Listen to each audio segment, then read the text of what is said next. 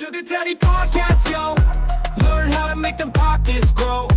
Financial freedom's where we go. Smart investments, money flow. Hey, babe, what are we talking about today?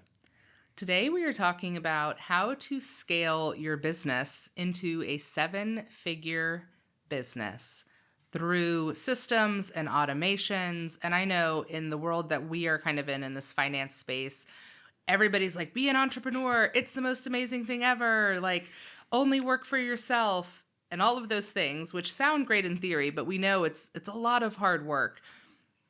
Yeah. And do you want to do it if you're not making any money? And I think the answer to that is no.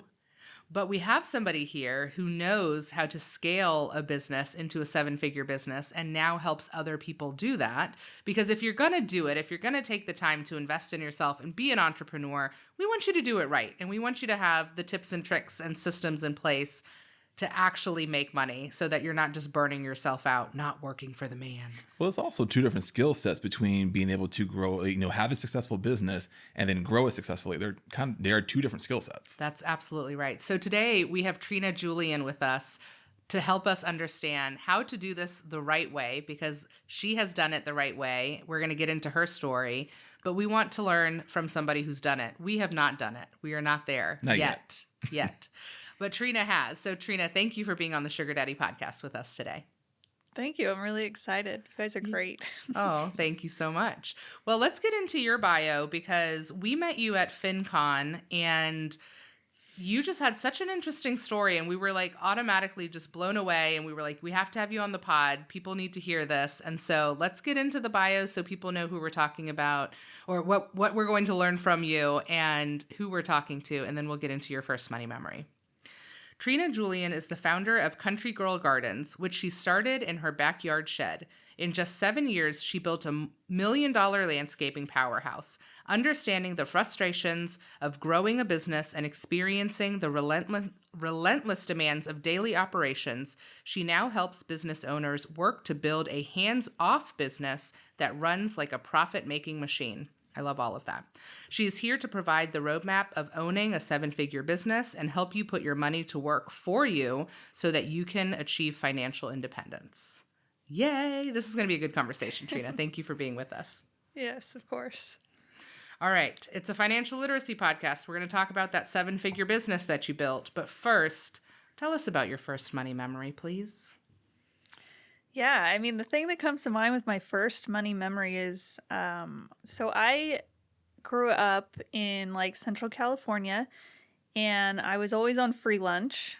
I had a single parent, and, she worked a lot to just make ends meet. And so we were, on the lower end of the income spectrum. So I always got free lunch. And, looking back, I laugh because I'm like, I wouldn't do anything like this today. But I don't know how she didn't know, but I didn't tell her, or she didn't know that I was on free lunch. So she would give me $2 every day to buy lunch. And I got free lunch. So I pocketed $2 every day. And this is probably like 2nd, 3rd grade. Oh my gosh, and, I love this. I really wanted a horse. Like, I was one of those little girls that just loved horses, and our neighbors always had horses, and I had family members that had horses. So I was like, I really want a horse. So I was pocketing $2 a day until I saved up $400. And then I looked in the classified ads for a $400 horse. Did you find one? I found one.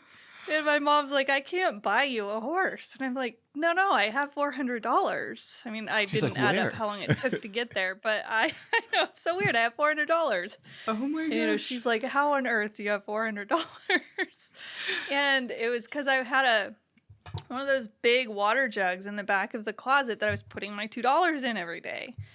And we bought the horse. I got my first horse. I paid for myself. Oh my money.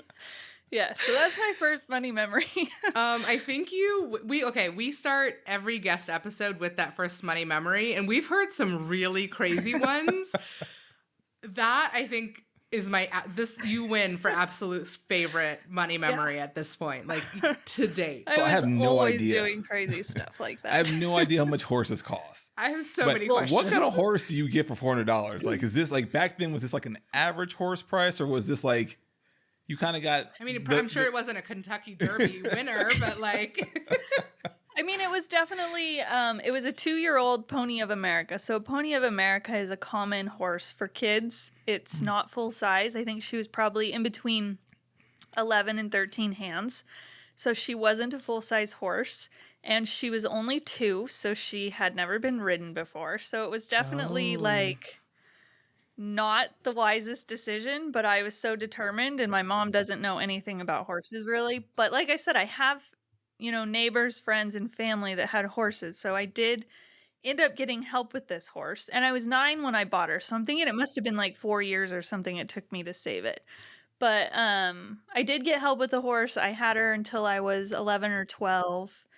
And at that point had outgrown her. So it worked out. But no, it was a cheap horse. Well, but okay. I don't need Aston to hear this episode because we're not getting a horse. Our daughter would be like, I can do this. Because she talks about saving her money for things that she wants. And I need a horse not to be on that list. I mean, I'm sure it costs a lot to maintain a horse and to feed a horse. And was there any conversation following of like, okay, we're going to let you buy this horse, but how are you going to help keep it alive? I mean, I probably gave my mom her $2 back every day. I don't know. So I actually don't need the lunch money anymore. Let's put that toward the feed. No, I don't actually remember that part. I know that we had to board the horse, and that usually includes feed.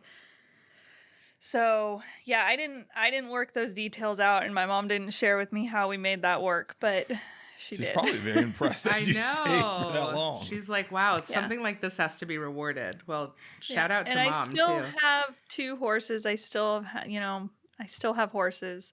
I actually have half draft horses now, and they pay for themselves because my hobby business that I do for fun is I give carriage rides in downtown Spokane at Riverfront Park. Wow. And so my horses now pay their own way. So that's fun. Oh my gosh. Look at that. I mean, we've come full circle. I love it. Right. So the money memory 100% transferred into adulthood. Yeah. It did. That's amazing. Thank you for sharing that with us. That's incredible. Okay. Let's pivot into Country Girl Gardens. And where did that idea come from? And were you going into that with the idea of, okay, this is going to be a 7-figure business and then I'm going to sell it and teach others how to do this? Or what was that journey like? Well, I graduated college in 2009, and if anybody, I'm sure you guys remember because we're about the same age, 2009, there weren't many jobs, especially where I live. We're like very much a hospitality tourism town. And so there just wasn't a lot of options of jobs. So I went back to being a barista, which is what I did all through high school and college. And while I was a barista, I was just I knew I wanted my own business. I didn't want to move to Seattle or Portland, which is what most of my, the other students that I graduated with had done. And I didn't want to do that. So I was just trying to devise up a plan of what business to start. And I started researching, self-sustainability. So like growing your own food, that was always an interest of mine. And that was something I had been kind of reading up on since I was like 19 or so. So it was a good opportunity. I started a garden in pots when we didn't have, any land or anything. And I just kind of started studying it and talking about it at the coffee stand. And it started because I wanted to grow food and flowers. And that's hard to do in, North Idaho where half of the year is freezing. And it was just difficult. So I had to pivot a lot and decide what was going to actually have a demand. And planting flowers had a demand. not really growing and selling them, but planting them.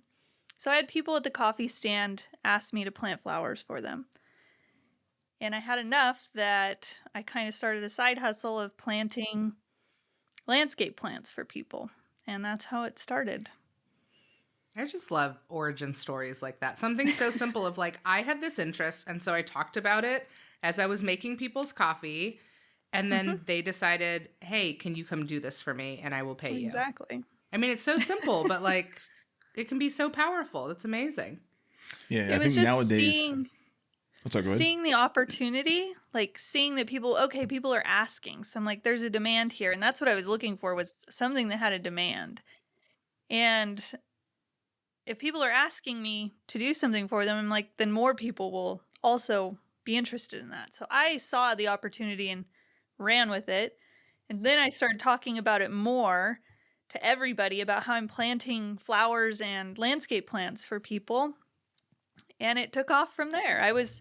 I started as a side hustle in 2015. And I only did like $10,000, like on my days off, days that I wasn't working at the coffee shop, I planted flowers. But only $10,000. I mean, that's a lot of money for a side hustle that you created on your own, you know, kind of just talking about your passion. Yeah. And I was 29 at the time. And for some reason, I had this idea that I'm like, I want to be out of my job by 30. Like, I don't know how I'm going to do it. Like, the numbers didn't really pan out on paper. I was like, I don't know how I'm going to make this work, but I want to quit the coffee stand at age 30. And so I started in May of 2015. Like I said, I did $10,000 that year. 2016 spring rolls around. And all of a sudden, I had gotten traction and I had so much work coming in, people who wanted stuff done. My birthday's in March. I put my 2 weeks notice in on my birthday, my 30th Nice. birthday, and my last day was April 1st. So I managed to do that, and I was full-time ever since and just kind of went So hard. you set your goal and you hit your goal. Yeah. That's amazing. There's something Even pivotal though I was about like, I don't 30. know how it's going to work out. I don't see how it's going to work, but it did. Oh my gosh. So were you doing all of the work yourself at that point, or were you having to actually hire people to get it all done? It was all you. At that point, it was all me. And I think I hired my first employees that first full-time year, probably 4 to 6 months in. Wow. So with hiring your first employees, would you say that you hired them proactively, or you had a demand and you had to hire them after realizing that you couldn't do it yourself? I knew pretty much from the get-go of the landscaping business that I kept saying I either wanted to build my way out or buy my way out. And what that meant was build my way out means I hire a team that runs it without me. Buy my way out means I just make enough money and invest it that I can sell it and don't have to do anything with it. Like, it wasn't something that I was passionate about plants, and I love gardening. I have tons of house plants in my office, and I did my own landscape. Like, I loved it, but it wasn't something I wanted to do long term. It's like very physical, a tough, tough, grueling it's work too. It just wasn't. And It's time so consuming. from the early days, I knew that was the route I wanted to go, and I got off track on what the actual question was. Oh, no, it's because I always know that for most people, like, most, entrepreneurs start out just them by themselves, and then they start to grow their business, and now they're going to transfer from the person who actually does the work to being the person who also manages the people who do the work. And that's a hard transition for a lot of people. And often people tend to hire people too late rather than being proactive and hiring people beforehand, when, like, people in retrospect are like, yeah, you should definitely try to hire before you need rather than waiting until you need. Right. That is a very good point, and that's something I tell people all the time is like, hire right away. Hire before you're ready, because hiring is a whole new skill, and it's something you're going to get wrong at first. And it's good to start learning it before you absolutely need people to come in and, do things right, because that's a whole nother learning curve of, how to delegate and get people to do things how you like it done. Plus, it gives you more of a runway to find who you really think would be good at the job. Because if you're scrambling at the end because, I need somebody, more than likely you're probably going to not hire the right person because out of desperation. Yeah. That is 100% true. Yes. Did you, when you went from sharing about plants, at the coffee stand, did you have an LLC once people started asking, hey, can you come do this for me? Like, I've got this big project. How did you figure out pricing? I mean, walk us through those early stages of like really building a business from the ground up. Yes. It was confusing. I did have an LLC that I had started while I was in college because in like 2007-8, I wanted to do the whole real estate thing. So I had started an LLC for that. All I did was use that LLC that I'd had for a while and just changed the name of it. So that was set up and ready to go. And then pricing was complicated. I didn't know. I was charging $25 an hour when I started. I was just trying to get work, and that was more than what I was making. So I just undercharged. And then as I got busier, I just kept increasing my prices, and I let the demand kind of determine what I was charging. So as my schedule was full, I'd increase prices, and when I increased prices, I would lose some customers that were paying the $25 an hour, and I'd bring on the $35 an hour customers. And I just kept that cycle up until I sold the business. So it was trial and error. Yeah. Everybody underpriced themselves, because right now I'm in the process of changing my prices because I'm underpriced. But it's okay. I keep telling him, I'm like, people are selling their toenails online and people are buying it. Yeah. And as long as you're increasing your prices and you understand that you're going to lose clients, but you're going to replace them with higher paying ones. Yeah. Who are going to be better clients for you, because usually I find that the higher paying clients are the better clients. Yeah, He says that all the time. That is unfortunate. Yeah. The people, from my experience, the people who are the busiest and paying the most are the easiest to work with. It's the individuals who maybe, quote unquote, have a little bit more time on their hands and they're paying you the least that become the biggest headache. Yep. Like our parents who pay him nothing. Yeah, we all have to start somewhere. So if you start out and you're just, underpricing yourself, that's okay. Just raise your prices and keep doing it until you find, because you'll find a gauge of like, okay, I'm charging too much now. I'm not getting as much work as I need. So I better bring the prices back down. And you just have to always, my prices weren't ever set. Like, it was really demand driven. Mm-hmm. And by parents, you mean your mom. Let's specify. Let's move on from this part of the conversation. How long, or can you walk us through the journey of $10,000 as a side hustle to you're quitting your job on your birthday? What did the following year, the year after that, what was that revenue increase? And then how did you get to, somebody's knocking on my door to buy this business from me? Mm-hmm. I was able to increase the revenue 100% plus every year over year for the first 5 years. That's amazing. So I went from, and it was way more sometimes. Like that first year was 10,000, but my first year full time, I think I did 174,000. That's amazing. And then the second year, I think it was 247,000. And then the third year was like 380,000. So it was like major leaps and bounds. But I was pushing like exceptionally hard because it wasn't a long-term game for me. It was, I knew I wanted to get in, build it, get out.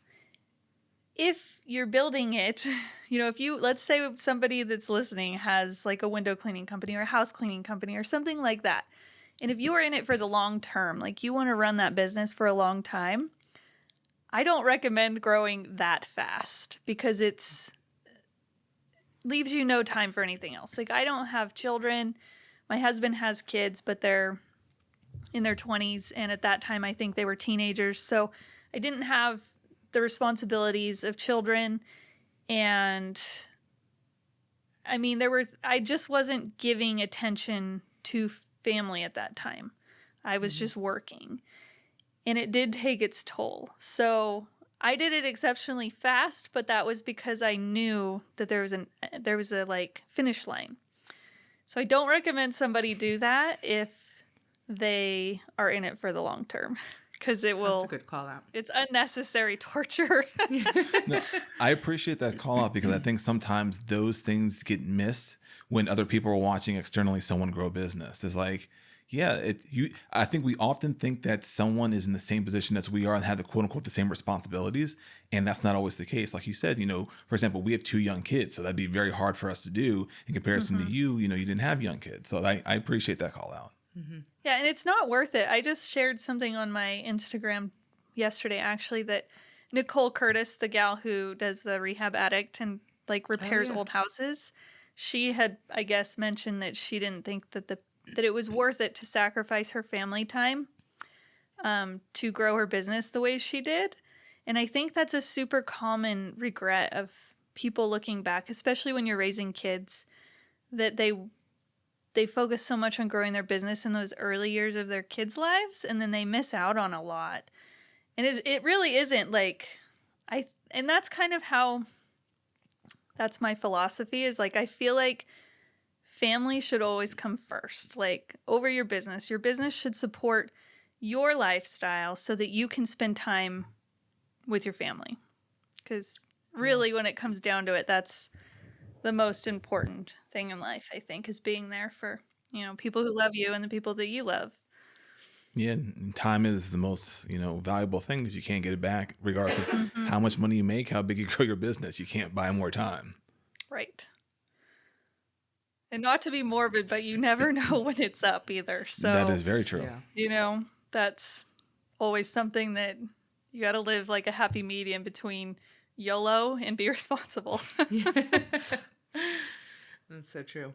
Let's talk about the investments that you had to make into your business from, landscaping. I'm thinking truck and wheelbarrows and, materials, supplies,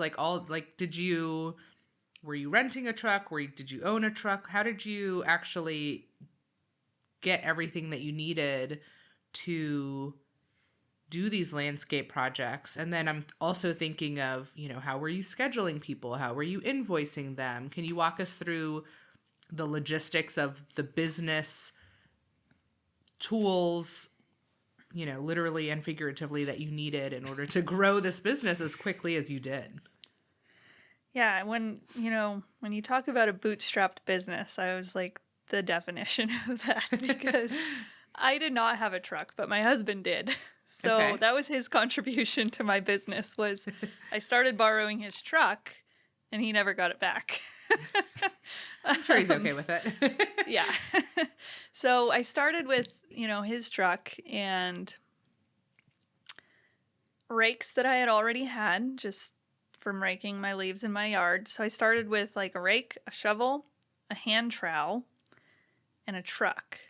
And that was it. And as I started getting paid, so this is why starting as a side hustle is a good idea, because that $10,000 I made that first year as part-time, I took that and bought more equipment so that I could expand the services. I also felt comfortable hiring people because I had a little bit of a cushion there. So I didn't spend maybe any of that money at first.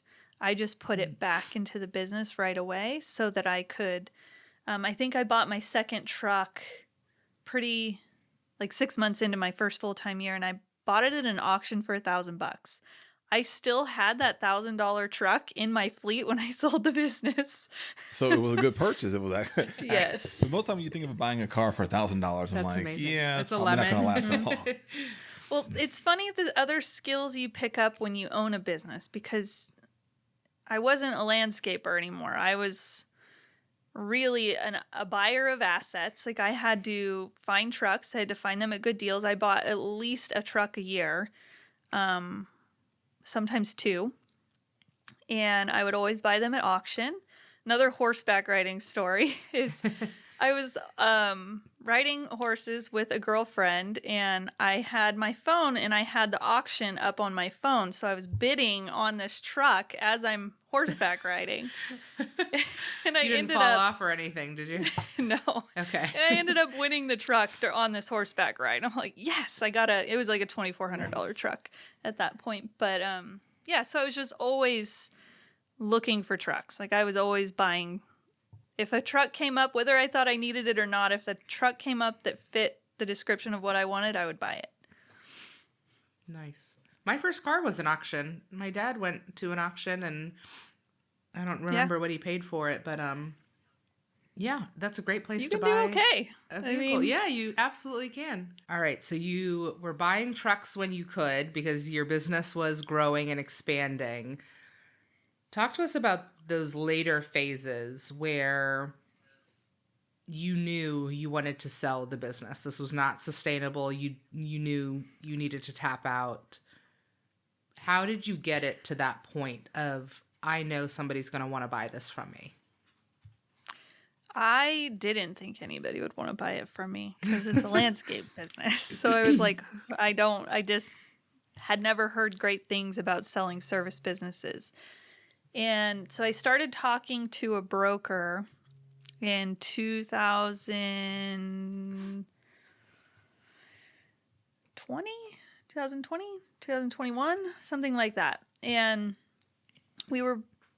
I got a valuation. The valuation came back okay, but I was like, I want to build it for 2 more years and get more. So no, actually, let's think about that. I started talking to the broker in 2022, and then I was going to grow it to like 2025 to try to hit a certain benchmark that I had set.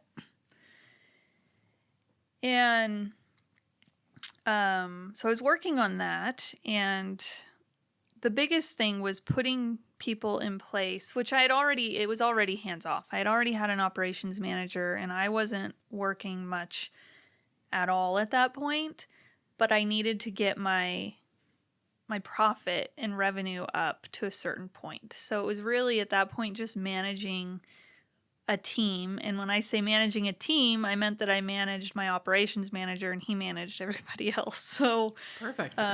it was pretty easy at that point.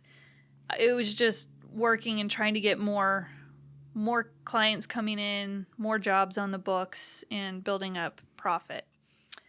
But it was cut short, and I ended up selling in 2023. There's a ribbon that runs through my entire life of like things that are in common, and it's horses. So I was in a horseback riding accident in last year. And I guess I should start with, so I had a management team at that point. I had 2 sales guys. My 2 sales guys had put in their notice. So as a hands-off owner, whenever a management team member quit, that was when I would have to jump back in and make sure that spot got filled. So that was pretty much my primary role at the time. So I had 2 people quit, and it was kind of devastating because they were my 2 key guys. And replacing them, I knew I was afraid of it, which I shouldn't have been, but I was. And so they put in their notice. I think it was on a Friday. That weekend, I went horseback riding. And I got bucked off, and it was really bad. I spent 3 days in the hospital. I had to have emergency surgery. I couldn't work because I was pretty much stuck at home on the couch, like couldn't do anything for 6 weeks. Wow. And I felt like at my lowest point. I was like, I don't know how I'm going to overcome this. My business needs me right now. I just had 2 key people quit, and I'm supposed to jump in to rehire them, and I can't do that because I'm injured. So I know this story is a little confusing, I think, but no, it's okay. I had hired a new operations manager before my 2 guys put in their notice, but they didn't know it yet. And he was supposed to start that Monday that I was still in the hospital because of my horseback riding accident. So this is kind of where it all came together to me, that what I had put in place was working, because I couldn't work. I couldn't do the things I needed to do. I had this new operations manager starting, and I couldn't be there to train him. So I did it through Google Docs or Google Drive, because I had all my SOPs there. And so he and I just chatted, and I trained this new operations manager through chat and written SOPs that I had from like my couch at home. So seeing those systems work was my first cue that, okay, my business is actually probably more valuable than I give it credit for, because it really does run without me being there, with just some guidance. And being at that low point of having that injury, I listed the business at that point, because I was like, I'm not needed. Like, I have everything documented. All my SOPs are super thorough. This new operations manager, he's, after 2 or 3 weeks, I'm like, he's doing a good job. He learned how to do it through my written SOPs. I'm like, I think I'm just going to sell this business now, because I don't think it doesn't need me. It's clearly working. And we listed it. And it was under contract within 2 months. I had a bunch of people interested, because it was a hands-off, it was an investor business. And it was an easy process. It was closed. So I listed it in like June, and it was closed in September. So it was quick. Wow. Lots of people were interested. And it was because my written SOPs worked that kind of pushed me over that edge, and then having that injury. Did that make sense? It felt a little confusing. No, Yeah. it made perfect sense. So the question Okay. I have is, what was the thought process, taking, several steps back to you starting to put in the SOPs throughout the course of building your business? The reason I ask that is because I would say majority of business owners are so busy on the day-to-day that they don't take a step back to work on the business, because they're too busy working in the business. And years pass, and then, they want to sell it, but then they don't have any of those things in place that you do have. And they have to take all this time to go back and do all that stuff. So, like, what prompted you to start doing that early on? Well, knowing that I wanted to either build my way out or buy my way out from the beginning was part of it. But as soon as I started hiring employees, I pulled myself out of the field operations. So I was no longer the person pruning shrubs and raking leaves. My primary goal from that first year, as soon as I hired, my first crew, was to sell, get jobs, schedule, get my crews scheduled, and just keep that going. So it was get jobs, schedule my crews, hire, buy trucks, that kind of stuff. And, scheduling, I know you asked about that earlier. Like, the first year I was just doing a Google sheet and old fashioned, like, here's when you show up, here's your list of jobs, here's when you should get back. Yeah. And so that helped. And as I hired more and more people, I just made sure that I wasn't stepping back into operations out of desperation. So if I had people quit, I didn't jump in to do work because we were shorthanded. I just went to hiring immediately and replaced that person right away. And that was one of the harder lessons that I learned, was every time somebody quit, I felt like I had lost a major asset and that it was going to hurt my business. But actually, every time somebody quit, my hiring got better, and I ended up replacing them with somebody who was more qualified and fit our culture better, and the company would grow. So it was kind of counterintuitive, where, you have people quit and you're like, oh my gosh, this sucks. Like, that was my key person. And then you go and replace them and you realize, oh, within a week, we're back up and running, full staffed, and everything's good again. So that was, I think, one of the bigger lessons was like, everybody's replaceable. Even I'm replaceable in my own business, clearly. So for those who don't know, an SOP is a standard operating procedure. And I'm assuming that part of what made your business so successful to where you were able to sell it within a matter of months to now helping other business owners do the same are likely those SOPs and the automation and the systems and tools in place. Can you walk us through what you learned in your own business? And now, I don't want you to give away your secret sauce, but kind of what's the secret sauce, to being able to walk away from your business? Yeah, it is those standard operating procedures and having them in writing. And I really used Google Drive for all of that. I used Google Docs because I could share with my team. I could link documents together. And I was very thorough so the way that I wrote my SOPs was I actually shadowed every single employee that I needed to write an SOP for, which was all of them. So, to write the admin assistant's training documents, I shadowed her for a week. She taught me everything she does and how she does it.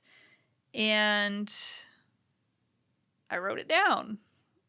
And then I linked stuff together. So if you were through an SOP of how to enter data into QuickBooks, for example, I would have a link to where to find the data that you have to enter into QuickBooks. So I had it all down to you couldn't mess this up. If you follow the instructions, you can't mess this up. It's all there. It's all linked. Mm-hmm. And I did that with every single role in the company, including my own. So that's how I did that. And it didn't take too much time. I think it took 3 months to actually get it all down in writing. I mean, there were trial and error earlier on in the company where I would write SOPs and I would do it incorrectly. So I learned how to write them generically. You didn't use names, employees' names, because the employee's probably not going to be there in 2 years. Right. So I learned how to write them very generically and precisely. Mm-hmm. And then I just made sure people were following them. And I think that's a key too of when I say I let people train me so that I could write the SOPs, that was something I did early on was I hired people who had skills that I didn't have. So admin skills have never been my thing. I'm terrible at most of it. So that was the first person I hired was an admin to help me stay organized, answer phones, enter data, all of that stuff. I never trained her. I hired somebody who already had those skills and I said, make it work, please. And, here's the outcomes I need. As long as you're meeting these outcomes, I don't care how you get it done. Mm-hmm. And so I let my employees train me on skills that they know and that they had that maybe I didn't. You filled the gaps. That is so, what you just said is so extremely important, is that you hired people that were competent and had skills that you didn't possess, and you just gave them the atmosphere to thrive and do what they do. I think too often, when you are the owner, you're trying to wear all hats and do everything. And the reality is that we all have our special skill sets, and then we have the other ones that we're not so good at. And the ones that we're not so good at, those aren't the ones that we should be focused on doing. We should hire somebody who's much better at them to do them for us. Yeah. Yeah. And I guess maybe that's an advantage to starting a landscape company with no landscape experience. I didn't know how to do most of it. So I had to hire people. Well, it worked out pretty well for you. What I did know how to do was bring an element of professionalism. I knew how to sell. I knew how to get jobs. And I knew how to, I learned how to hire people. But that's the hardest part. Yeah. Because when we were doing construction jobs, we were doing paver patios and heavier duty landscaping stuff, I didn't know how to do any of that. I had to keep somebody hired at all times that did, because I knew how to tell if it was done right. I knew the steps so that I could make sure that the quality was there. But when it came to using a laser level to know how to get it level, I couldn't do it. I didn't know how. Well, the hard part is so the people that are skilled in doing that often don't have the skill to find the jobs to do it and do all the paperwork and everything that comes with running a business. They don't necessarily want to do that, or they're not good at it. So and that's what I teach. That's why that's how I got into what I'm doing now, because I'm these people that run these service businesses, they're not business people necessarily. And that's their lacking element to really reaching a point where their business is valuable and runs without them. Because really, a valuable business, to have a valuable business, it has to run without you. You could be doing multi-millions in sales every year, but if you have to be there as the owner, somebody's not going to just buy that because that is a huge job for them. Like they're going to have to come in and learn how to be you. So you have to learn how to make your role duplicatable so that anybody can step into it. And that's what I teach, because most people don't know how to do that. And I know I did a lot of trial and error, and it was a headache. I had lots of low moments, lots of tears. Like, yeah. So if I could save people all the stress and the anxiety and the tears that I had, that's what I want to set out to do. Yeah. I love that. I went to a session actually at FinCon where we met you, and it said exactly that. You could have let it. You should probably pitch that for next year, actually. But the whole concept around it was, if you are the business, you don't have a business. You have a brand. If people are hiring you to speak, they're hiring you. You know, they can't.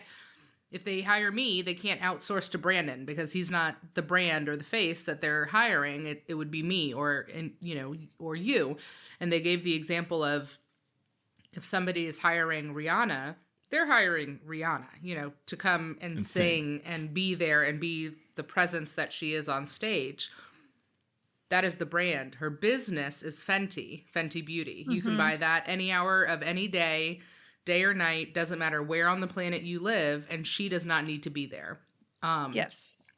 Or they said Mark Wahlberg, same thing, right? Like, if you need him in a movie, well, he can't be anybody else. He is Mark Wahlberg. But if you want to eat at Wahlburgers, you can do that in, 300 locations across whatever the world. Without him having to Without him being there. That is the business. And so I think what you just said about building a scalable business that you actually can walk away from, I mean, that really is the secret sauce. So let's pivot into how you're doing that. So you sold your business for 7 figures earlier than you anticipated. So big congratulations for that.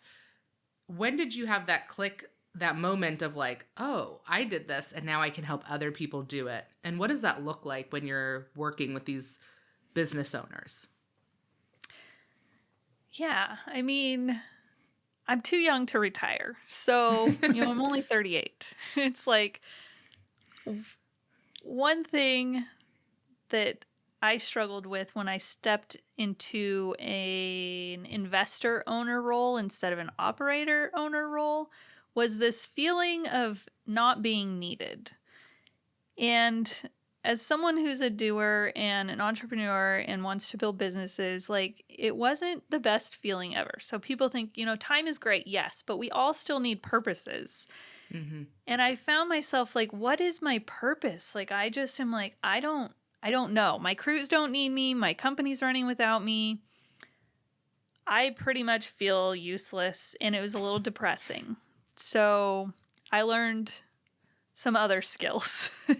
And really what I jumped into was investing. I learned how to invest. So I bought some online courses and learned how to invest money and create cash flow. So not just invest for like hold and wait and that kind of growth, but like active cash flow. And that's something that really interests me a lot, is financial independence. That's something that I had in my vocabulary from age 18. I was like, I want to be financially independent. I don't want to rely on anyone. I don't want to rely on my boss or my job. I don't want to rely on my husband. I love my husband, but I'm like, I want to be financially independent. Like, to me, that was the ultimate freedom, where I get to live the life I want when I don't rely on anybody else to feed me, clothe me, put a roof over my head. So the investing was the way that I saw that being able to happen. And the step before investing is building a business. So if I wasn't able to build a hands-off business, I would have never had the time to learn how to invest. So after selling the business, it clicked in my head, like, there's a lot of business owners out there who are kind of stuck in their business. And they might feel trapped there, because really, like you said, if your business can't run without you, you don't have a business, you have a job. And you never have downtime. You can't go on vacation without checking your email. Exactly. Sounds terrible. And so I was like, I want to help those people because I know how to do this a different way. And, you know, like you're mentioning Rihanna and Mark Wahlberg, they invested in their businesses. Mm-hmm. They didn't bootstrap them and start them. You know, they invested in them, and they found people who knew how to do what they wanted to accomplish, and they hired them. And I think a lot of service business owners think that it can't be done with a service business, because they're like, I'm the only one that can do it the way I want it done. I've tried hiring people and they just don't do it right. A lot of them live by the motto, if you want it done right, you have to do it yourself.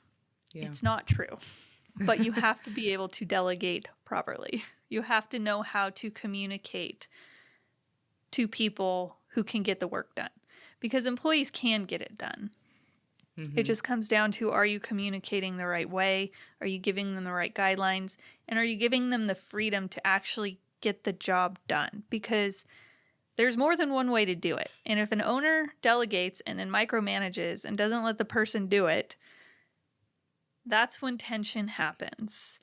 And it's like, okay, they might not be doing it the way I would do it, but if the end result is the same, that's all that matters. And so I gave people the freedom, like, here's the outcome I need. Here's my expectations. Here's how I want you to check in with me. As long as they were doing those things, I did not interfere with how they were getting it done. I was like, you're meeting the codes. It's getting done right. I don't care about everything in between A and B.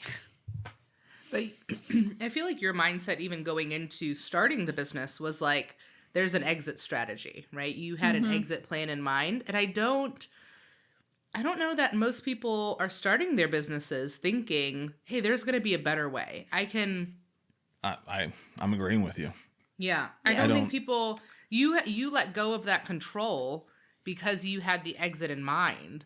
But if you don't have that exit in mind, I think it's really hard to relinquish your baby. I think a lot of people start a business with no actual plan. 100%. Just like, I'm good at this. I can make money off of this, so I'm going to do it. 100%. They don't have a 2-year, 5-year, 10-year plan for the business, which is kind of flailing, winging it. Yeah. And I think that's the big difference, is that you had a plan basically before you even really started the business per se. Mm-hmm. And I find that a lot of business owners lack a vision. And I think that's something that I struggle with talking to business owners, is they don't even have a vision of what their life could be. And, as you guys being a financial podcast, like, financial independence opens up a lot of doors. Yes. And it doesn't mean that you don't have a purpose anymore. Like I said, like, when I started to feel like I didn't have a purpose, I found another purpose. I learned a new skill, and now I can teach other people to do it. But they're like, I don't want to retire. I don't know what I would do.